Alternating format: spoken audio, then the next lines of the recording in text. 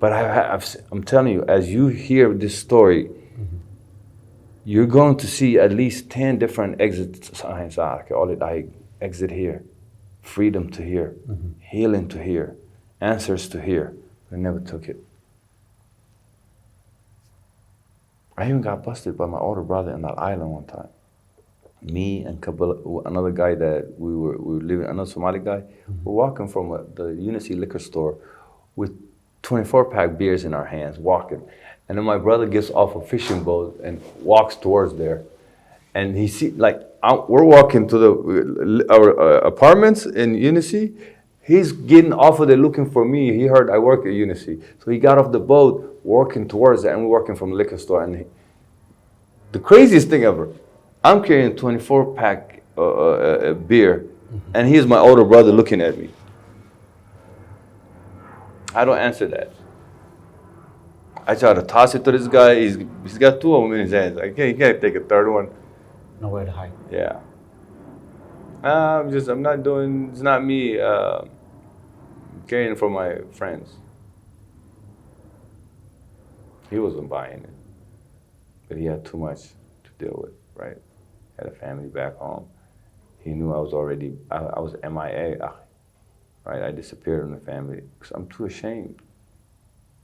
I'm not even thinking about supporting them or nothing, right? I'm just supporting my habits. I'm ignoring everything, everybody's phone calls, everybody's letters. I'm not responding to nothing. What? I don't have nothing to say to you guys.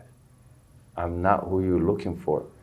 The Hussein that you guys are trying to get a hold of is gone, and I don't know how to explain it to you. Because I don't know how to find them either. I don't remember last time I felt normal.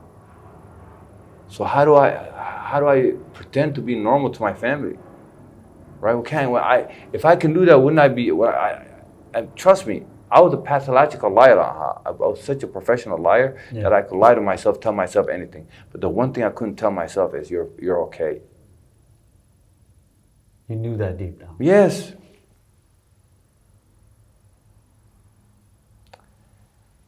I found another job with this ship salvage company, which was probably the craziest job I've ever done my entire life.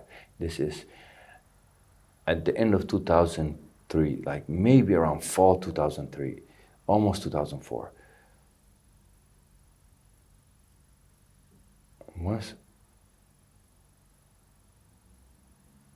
No, we got to Unity at the end of 2002. So this is summer of 2004.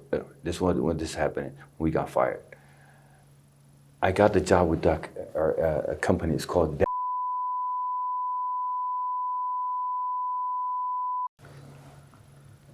It is a giant. How do I picture this? It was a World War II floating hospital. It's a giant ship, like an aircraft carrier, right? But they turned it into a living quarters, machine shop, and a dock where those boats that we're fixing, they're docked on there. So it has a living quarters in there. I saw the job from that bed and breakfast. I'm outside there, I came back in, I'm having a coffee, just thinking what's my next move. And I saw a sign over there, welder assistance for $19. I'm like, what the fuck is a welder assistant? So I called him. I said, hey, I just got fired from UNC. I need a job. It was you got fired and you calling us? I'm like, yeah, man, what do you want me to tell you? You're gonna find out anyway. And then he goes, I like your honesty, man. I said, what's a welder assistant? He said, you know how to use a fire extinguisher? I said, yes. He said, all right, come over, fill out this application. I just gave me the address. I gave it to a taxi. The whole island is probably 5 miles square. It's not that far. Yeah. So I hopped in a taxi, went over there. Then a couple of minutes, I filled it out. He looks at me. He goes, I don't need to drug test you, do I? I'm like, no. He's like, all right, cool. I don't want to waste time. It takes too much money. We have to send it over to the mainland, and it takes too much time and money. I don't want to do it. So what happened at Unity? I got into a fight. He said, you're full of shit. I said, all right, I got the job. In about a week, I'm sitting on top of the floating ship, right? The top deck. We had a storage place over there where we used to put all the equipments in there. So I found a little hiding spot where I go roll up a joint after work and I go just watch the Bering Sea, watch the sunset, smoke a joint. Comes behind me one day, taps me on the shoulder. I still have the joint in my hand.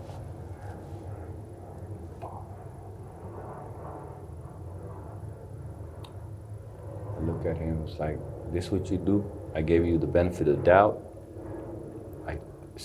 My father didn't want you here. This what you do? I'm like, bro, do what you gotta do, man. I thought he was gonna fire me. This motherfucker said, on one condition, you better let me hit that.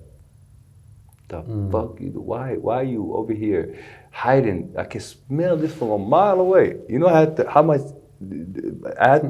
follow my nose all the way here. That led to him asking me how I got it there, telling him I don't have no more address because I used to have it sent to him saying, we get packages here. Oh, we're a machine shop. I'm the one that receives all the packages.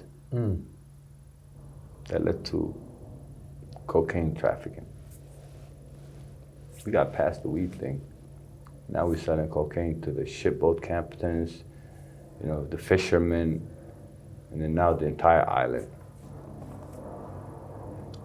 It was a wild summer. His girlfriend was the sheriff of the island. It's her stepdad. Birthday, this whole place is only one hotel, one giant grocery hardware store type of thing. The post office, the bank, all the small business places, they're all just one building. It's an island. So we went to the one hotel they had. We got the biggest suite they had. That's the day we got a package in. So usually we'd cut the package, we'd add some other baking soda and some other stuff in there so people won't use the pure cocaine. Yeah. This crazy girl went ahead and she just did a fat line of that pure coke. A down one? Actually native. Okay. I bet her stepdad is white. There's a white guy, the sheriff of the island. And her mother is a native, her dad is a native, but her stepdad was the sheriff. She overdosed. Now we're panicking, rushing her to the bathroom. They're running cold water on her. And the criminal kicked in. So now I got putting on plastic gloves. I've got disinfectant wipes, Clorox wipes. I'm cleaning everything up. I'm telling them, deal with her. I'm gonna deal with this. Took everything back.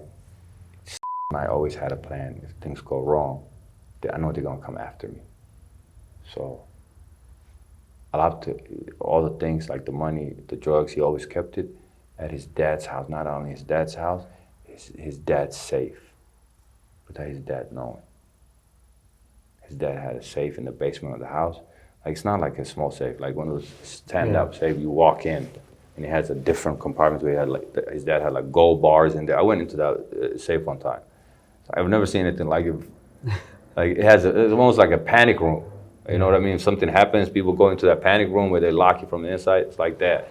He has gold bars and all types of stuff in there, guns in there.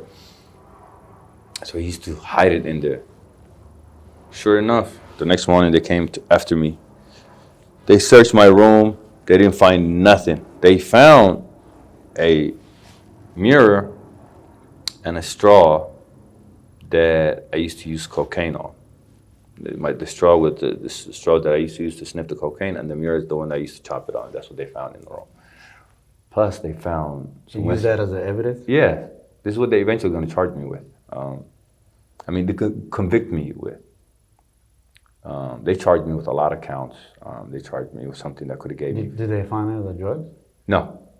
Just the mirror and the mirror and the straw. But they found a whole bunch of Western Union receipts.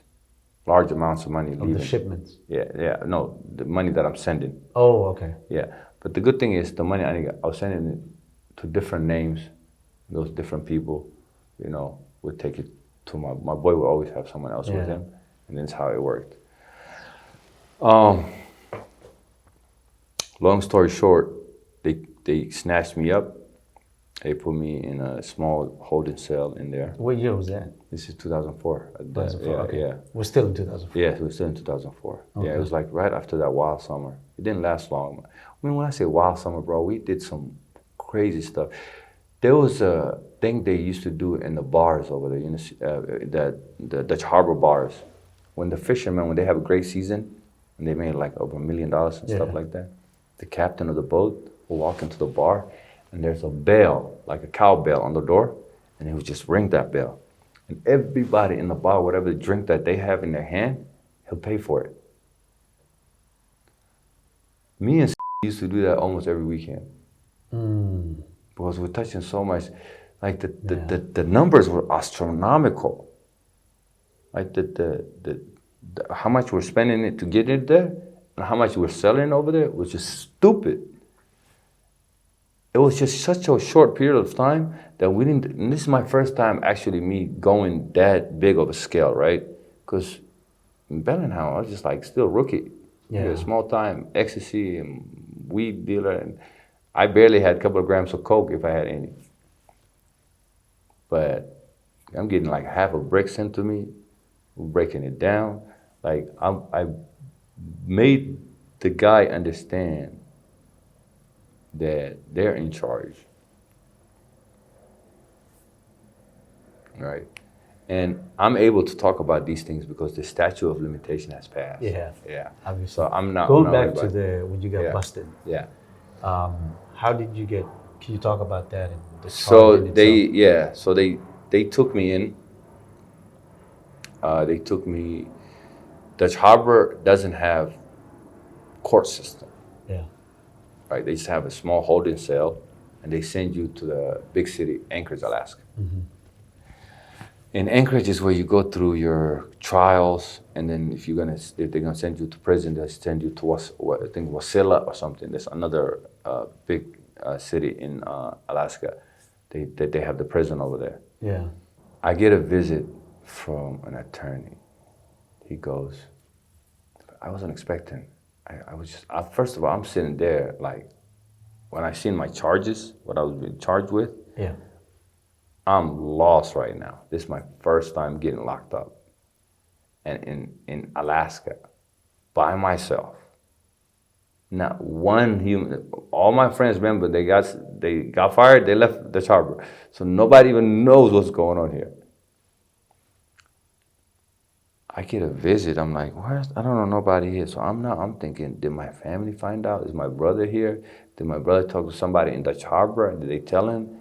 Who's visiting me? Yeah. Here comes this old white guy sitting there. So you're Hussein Ugas, yeah, okay. I see your case. This is some serious stuff, man. I'm like, no shit. Who are you? He gave me his card. I'm like, oh, okay. I thought you were a detective coming to talk to me. He was like, no. So this is our law firm. So this is what we do once a year. We draw 2 names out of a bowl, and we do a pro bono cases. I say, what? Pro bono? That's my first time hearing that word. Yeah. I'm like, pro bono? What does that even mean? We will represent you free of charge. And you're not a public defender? He's like, no, we're private. We're actually we're the best in the state. Mm-hmm. I'm like, really? And how'd you get my name again? Well, your name, we drew it out of a bowl. That's semantics. Don't worry about that. We'll deal with that later. Let's just handle your case. My bail was $50,000. They dropped it to 5, and they dropped it to 0. But there was one stipulation. Yeah. They have to get somebody that they can release me to. Otherwise, they said, you're a flight risk. We can't just release you. So I was like, okay, how am I going to get somebody? And they said, that person has to know you for 1 year. This is the kind of like the comedic part of the story. Yeah. So I came back to my cell. There's a native kid that was my cellmate. I still have my. Let me tell you something. When they brought me in, I still had my checks that I never cashed from that company. So my checks total up to like 22 grand. When I came to the jail, they said, we can't hold your checks. You're going to have to sign them from the bag. We'll put it in your books. We'll cash them for you. And that's what they did. So now my account in jail has 22 grand in there. So native kid and I are balling. We're ordering. I'm telling him, order commissary for me, and I'll buy some for you. You know, because I have a limit. I can't order no more than they said. I think that time was like $85 or $95 maximum you can order. So I would tell him, order 80, 85, 95, whatever it is. I give you order half for yourself, half for me, and I'll pay for it. So when I came back, I'm distraught. I'm like, oh man, I guess I'm gonna have to sit here until the trial is over. This is crazy. Yeah. This is how Allah works in mysterious ways. Allah, the way Allah's plan is always perfect, right? Yeah. Akhi,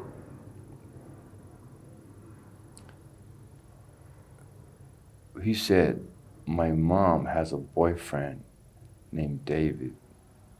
He's a Vietnam vet. I think they can release you to him. You want to talk to him? I said, yes. Let's call this motherfucker. Called him. He answered the phone, this old drunk white guy. Hello, yes, hello, Mr. David, yes, my name is Hussein, I'm from East Africa. They trying to, put a case on me. I didn't do it, my bail is zero. Why would they make my bail zero? If I did something, my bail wouldn't be zero. Here's my lawyer's number, talk to him. Mm-hmm. He goes, yeah, okay. Talk to my lawyer. The next morning we called him. Oh, that guy's still drunk from last night the next morning. He has his own thing to think about. When I got on the phone, he said, son, I'm on my way. I said, son? He said, yes, I knew you would come for me. I said, what? He said, your mother, Mary Mambui, she was my girlfriend. In the 80s, we were stationed in Mombasa, and she wrote me a letter. Years later, she said she had a son for me. I'm so confused. I'm like, who? Mary who? He's like, you're Mary Mambu. He said, never mind. I talked to your lawyer already. On Wednesday, you have a bail here, and I'm coming, son. Yeah. I said, sure, Pop. Just get me out of here. Okay. So I'm going to tell you this part where I got out of on bail, and we're going to pray Maghrib, inshallah. Yeah. He showed up on that Wednesday drunk. David Boucher was an alcoholic. And he showed up drunk in that court day. But this is another exoram. Allah is giving me another exoram. There's no way the sequence of events that took place, there's no way that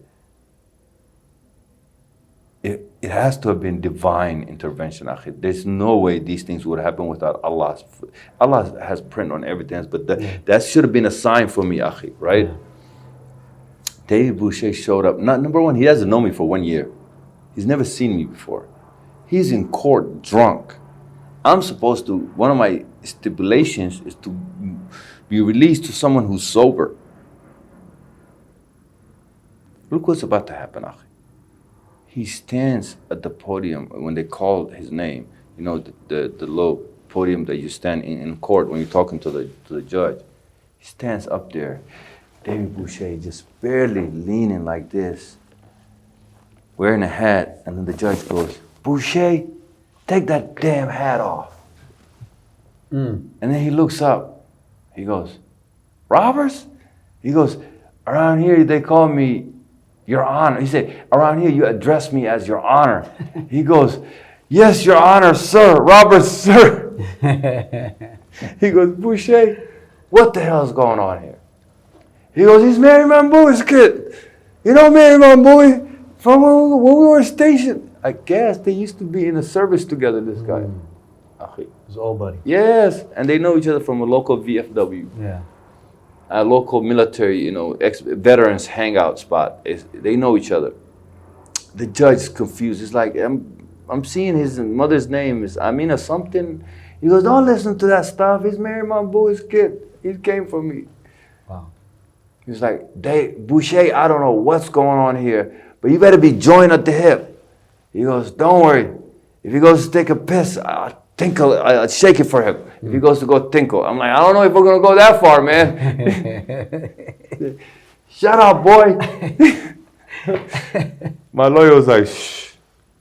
I don't know what's happening here, but I think this might work. I'm like, alhamdulillah, I hope it works. Okay, they released me to him. Not only that, with no conditions of release. They didn't tell me to stay away from drinking, drugging, nothing. Should have been another exit round, right? Yeah. But no. Now I have pockets full of money and an enabler to walk into his house. Shit I'm dealing with already, on top of this stress from this case. And in a city where nobody knows, not one Somali person. Forget about anybody else. Yeah. And I moved into a place called Mountain View. This is like South Central of Anchorage. It is the hoodest of all hoods.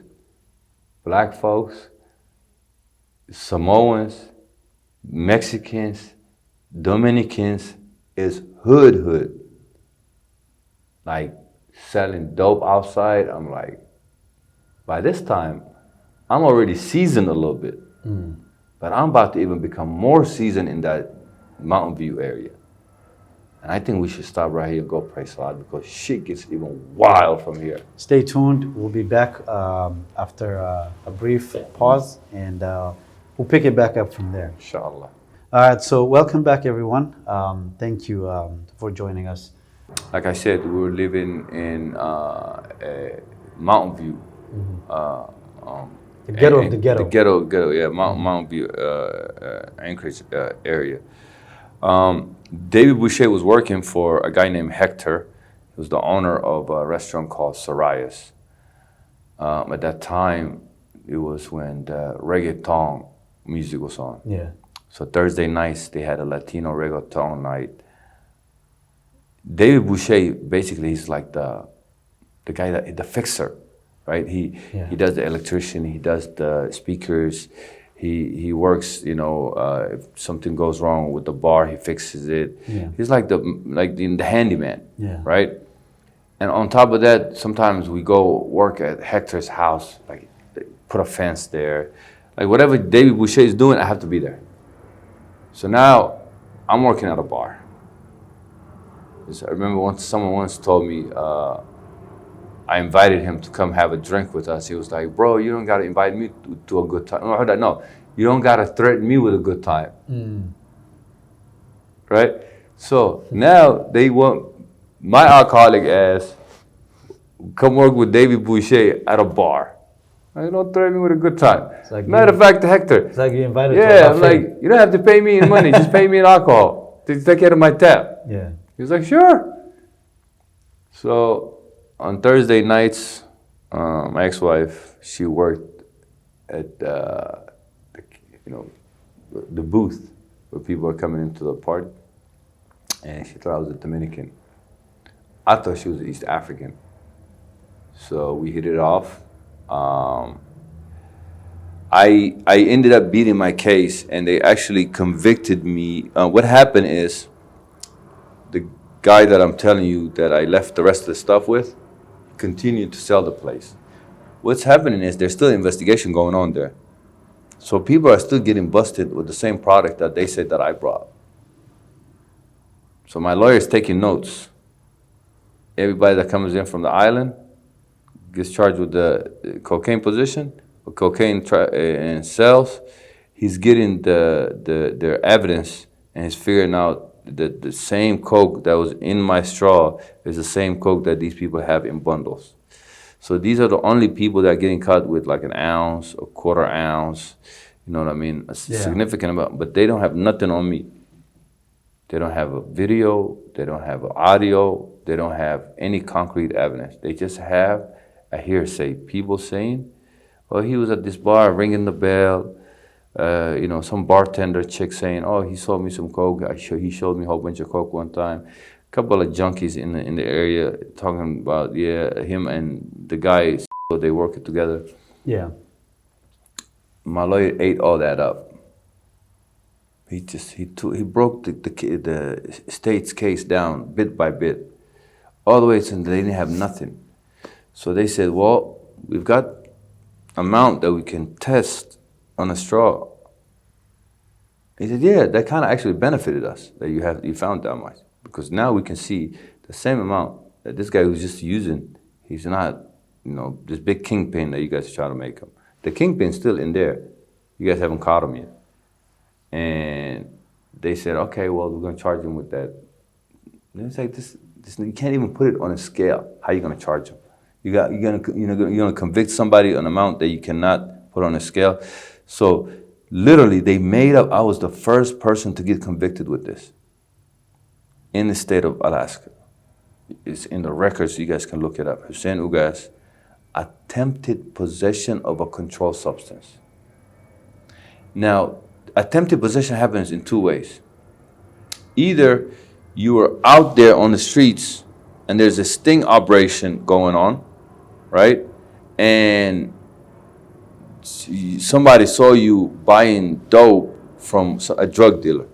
So you get arrested and the drug dealer gets arrested. Drug dealer gets charged with sales, you get charged with attempted possession, right? The other one is that somebody set you up and an undercover officer has drugs and you have the money and you're attempting to possess that, right? Neither one of those things happened. So they said he had straw and a mirror with cocaine in it, and he must mean that in that night at the hotel where the girl overdosed, he was there. She didn't die, by the way. She just had medical condition and she was fine the next day. They said because he was there that night, he must have been attempting to use cocaine too. So now they convicted me of my thoughts. But it was a misdemeanor.